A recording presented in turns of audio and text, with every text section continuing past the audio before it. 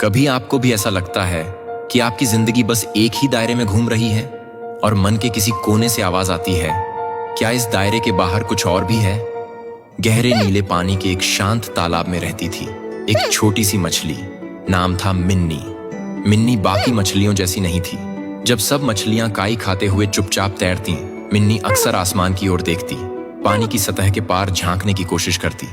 कितना अजीब है ना, वो सोचती, हम हर दिन यही गोल गोल तैरते हैं, तालाब के किनारे पत्थर, वही पौधे। क्या इस तालाब के बाहर भी कोई दुनिया है?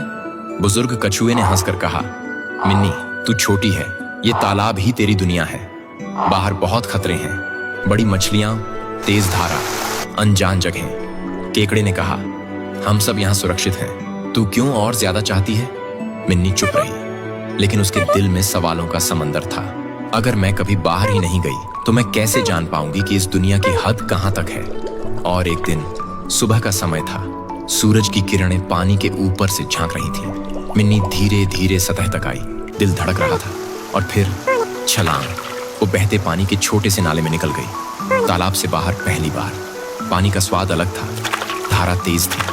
पहली बार उसे आजादी महसूस हुई, और डर भी। रास्ता लंबा था, कभी काई के बीच फंसती, कभी तेज धारा उसे बहा ले जाती।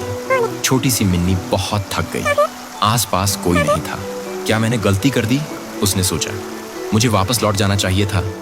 लेकिन जैसे ही उसने हार मानने का सोचा, आगे से हल्की रोशनी आई। धारा चौड़ी होने लगी, पानी का रंग बदल गया, और अचानक उसके सामने असीमित समुद्र था। नीला आसमान, अनंत पानी, रंग बिरंगी मछलियां, जैसे एक नई दुनिया खुल गई हो। मिन्नी की आंखें चमक उठीं। उसका दिल डर से नहीं, खुशी से धड़क रहा था। दिन बीते, मिन्नी ने समुद्र की नई नई जगह देखी।